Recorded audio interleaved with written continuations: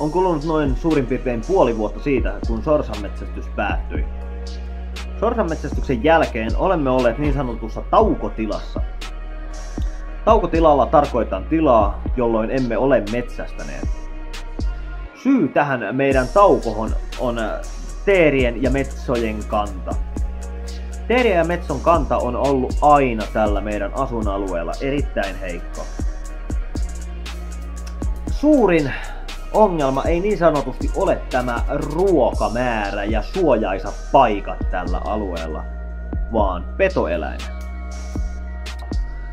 Eli ne ovat olleet täällä riesaa. Kiitokset kumminkin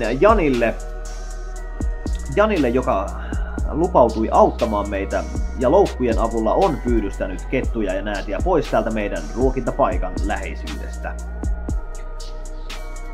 Haukat ovat yksi vittumaisimmista ongelmista tällä alueella, koska haukoille et voi vain tehdä yksinkertaisesti mitään. Ainut mitä me olemme tehneet on se kaikki mitä voi tehdä, eli ruokintapaikan sijoittaa sellaiseen paikkaan, että ruokailevat eläimet tosiaan huomaavat ylhäältä saapuvan uhkan tarpeeksi ajoissa. Lintutorni, jonka rakensimme ruokintapaikan läheisyyteen, ajankohta oli erittäin hätäisesti ajateltuna, tai hätäisesti ajateltu rakentaa. Toisaalta, vaikka se nyt kerkesi nipin napin valmiiksi ennen lumentuloa, tai no, kattohan me rakennettiin elementtinä ja vietihin lumentulon aikana. No, toisaalta se on hyvä, että se torni rakennettiin jo, kun aloitettiin ensimmäinen metsästyskausi, niin riitti energiaa ja virtaa sählätä ja häslätä kaiken näköistä, pettymyksiä ei voinut välttää. Mutta joo, lintutorni, sen olisi voinut rakentaa vähän eri ajankohdassa. Tyytyväinen olen kumminkin, sijoituspaikkaa tornille on loistava. Nyt se torni on siellä, eli käytännössä kaikki on siellä metsässä valmiina, kun tämä itse metsästys oikein pärähtää käyntiin, niin meidän ei enää tarvitse murehtia, että miten se torni tehdään ja mihinkä se sijoitetaan, vaan kaikki on tehty jo valmiiksi. GoPro-kameroita, mitä minä sanoin sorsanmetsästysvideolla, että ärsyttää kun meillä ei sellaisia ole. No nyt meillä on. Ja jos ihmettelette miksi mä oon tällaisessa asennossa, niin mä yritän tässä epätoivoisesti tehdä töitä samalla. Mut joo, GoPro-kameroita nyt on, eli tämähän on pääsääntöisesti sijoittunut vaan tällaiseen metsällä ollessa, miltä minusta tuntuu, mitä minä ajattelen tyyliseen videoblogailuhun. Mutta nyt kun meillä on nämä GoPro-toimintakamerat, eihän ne nyt ole mitään GoPro-kameroita, vaikkakin vitun Kiinan pilipalituotteita. Toimintakameroita nyt on, eli todennäköisesti nyt saadaan niitä itse metsästysvideoitakin enemmän. Ja nythän meillä on ollut vain niin, että me olemme näyttäneet mitä me ollaan saatu saaliksi joko kuvilla tai pienillä videopätkillä, mutta se metsästys puuttuu siitä, joten nyt asiaan on tullut muutos. Me ollaan pistetty rahaa palamahan, kalustoa on uusittu. Sä pääset niin sanotusti mettäfiilikseen, että sä pääset sinne mettähän oikein varusteiden kanssa, koska viimeis kun me tehtiin tämä sorsareissu, niin se oli joka päivä sellaista taistelua elämästä ja kuolemasta, mutta nyt on välineet, ihan sama vaikka sataisi puukkoja taivaalta, niin pystyy varautumaan kaikkeen.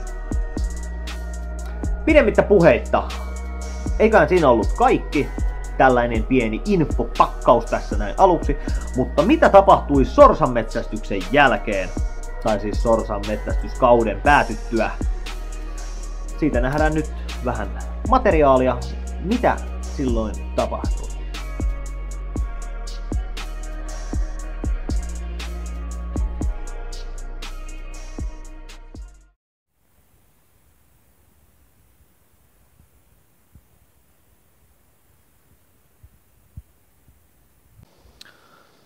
Morjesta! Me ollaan nyt täällä hirvitornilla. Takana näkyy lintujen ruokintapönttö. Ja tarkoitus olisi rakentaa tähän hirvitornin päälle laudoista Laudoista jonkin sortin kyttäyskoppi. Tää on omasta mielestä todella loistava paikka. Takana näkyy hieman puita. Mukavasti suojaa tämän paikan. Ruokintapaikalle omasta mielestäni todella hyvä suojaisa paikka, mutta ajattelin kumminkin vielä rakentaa tähän jonkin sortin kyttäyskopin. Ja syynähän on täysin sitten täällä vastakkaisessa suunnassa.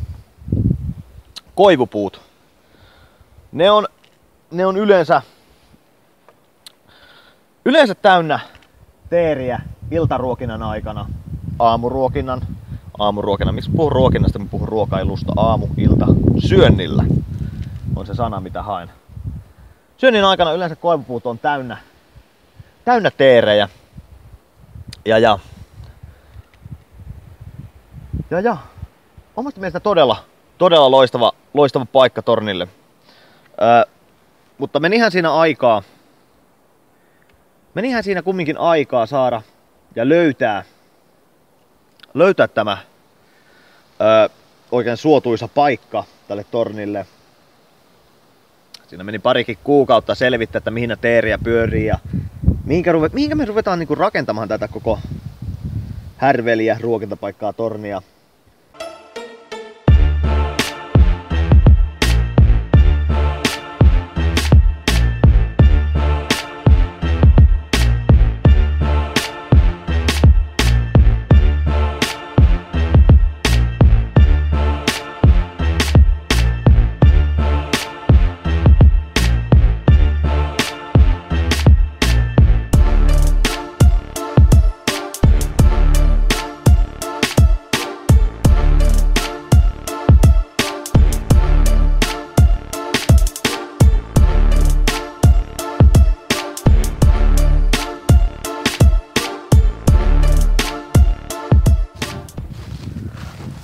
Kyllä vain.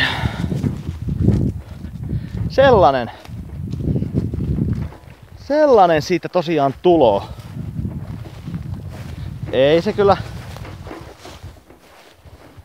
Ei se mikään kaunis näky on, mutta kun se tosta valmistuu, niin ihan varmasti kyllä asiansa ajaa, että laudat loppuu keskeltä. Pitää lähteä nyt vähän lautoja tekemään lisää. Että odotan kyllä innolla sitä päivää, kun lumi laskeutuu maahan. Ja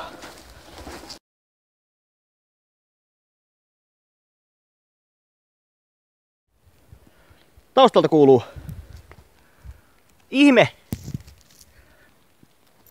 vitu rapinoota ja tästä pitäisi olla kyllä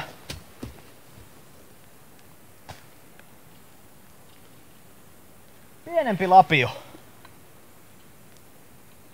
Huomattavasti pienempi. Mikä vittu siellä on?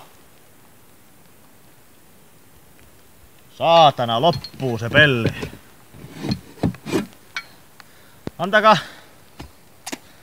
miehen tehdä työt rauhassa. Tarvis sieltä tulla yhtään murisemaan. Koska mua ei mikään muu ärsytä niinku ihmisis kuin se, että no ei se nyt niin nuuka oo ja no ei sen nyt niin väliä oo. Koska periaatteessa jos jotakin sovitahan, niin niistä pidetään kiinni ja jos joku asiat tehdään, niin tehdään ne kunnolla.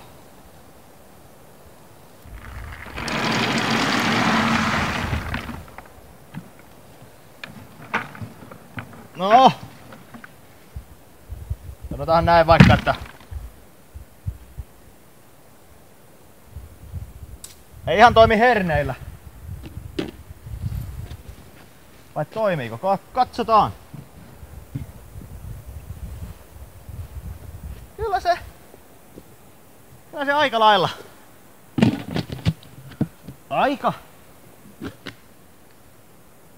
aika hyvin pelittää.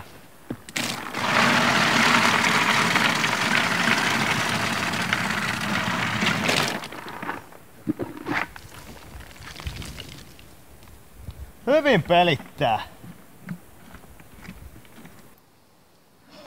No niin. Nyt on käyty linnun ruokintapaikka putsaamassa ja käyty viemässä vähän evästä. Pieni breikki tässä. Pieni huilintabreikki tässä ennen kuin jatkaa matkaa. Tää kyllä piristää mieltä, vaikka tää on kyllä niin rankkaa hommaa täällä mettässä.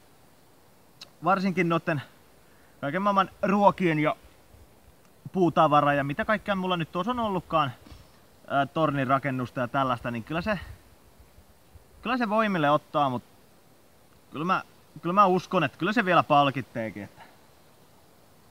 palkitteekin, että tällaista hommaa jaksaa tehdä. Mutta ei siinä niin. Ekan tauko on ollut pidetty. Vittu kun ei oo juomista.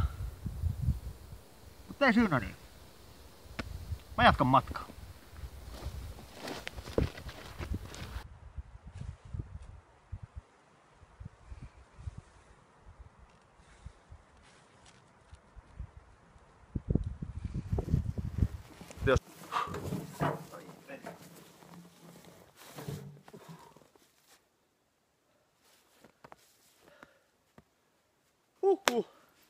Me ollaan täällä mettässä.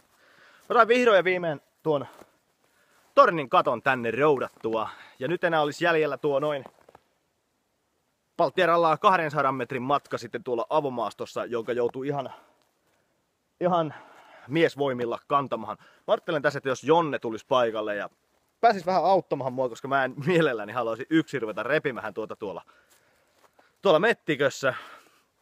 Ja kaiken kukkuraksi pitää ihan käsipelillä nostaa sitten vielä sinne tornin päälle, koska olemme niin helvetin viisaita, että päätimme tehdä elementtinä tämänkin asian, kun sen olisi voinut lauta kerralla viedä tornille ja paikan päällä rakentaa, mutta se olisi ollut liian helppoa, joten päätimme tehdä sen tällaisena ratkaisuna, mikä ei omasta mielestä ollut mitenkään kuningas idea, mutta käyhän se näinkin. Ja ei keritty ihan ennen lumen tuloa tosiaan tekemään sitä kattoa sinne oikealle paikalle, että se nyt on vähän vielä kesken, mutta onneksi tätä lunta ei ole kuin ton verran, eli ei juuri mitään. Ehkä noin puoli senttiä maas, että sitä ei ole vielä kovin hirveästi kerinnyt sadamahan, että turhan niin kuin myöhään alettiin rakentamaan koppia sinne, että kun alun perinhän me tehtiin sellainen avomalli siitä, että siinä ei olisi mitään seiniä katsoa, että siinä olisi vaan ne turva-aidat ympärillä ja että se olisi ollut ihan sellainen. Mutta sitten me ruvettiin miettimään, että kun tulee tuulta, vettä, räntää, paskaa taivaan täyreltä, niin mä ajattelin, että se olisi niinku sellainen fiksu idea, että me rakennettaisiin siihen sellainen kyttäyskoppi siihen päälle. Mutta aikataulu ei ihan riittänyt, että tää lumi kerkesi nyt tulemaan ennen aikojaan. Tuotiin vähän linnuille ja jäniksille evästä, että siinä on vähän perunaa ja porkkanaa ja marjoja tuotiin. Tuotiin tuonne linnun ruokintapaikalle tosiaan. Ja nyt pitäisi vaan sitten asentaa se riistakamera, niin tietää, että käykö täällä syömässä ja ketä käy, koska se on todennäköistä, että poron perkele käy tää syömässä, että ei vittu tuohon.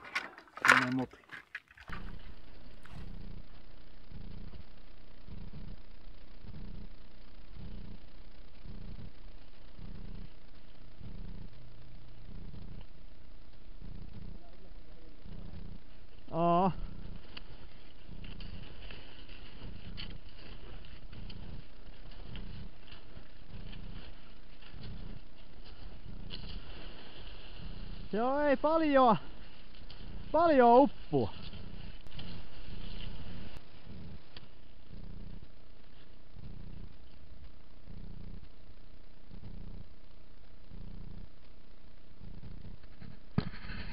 Eikä sitä siinä.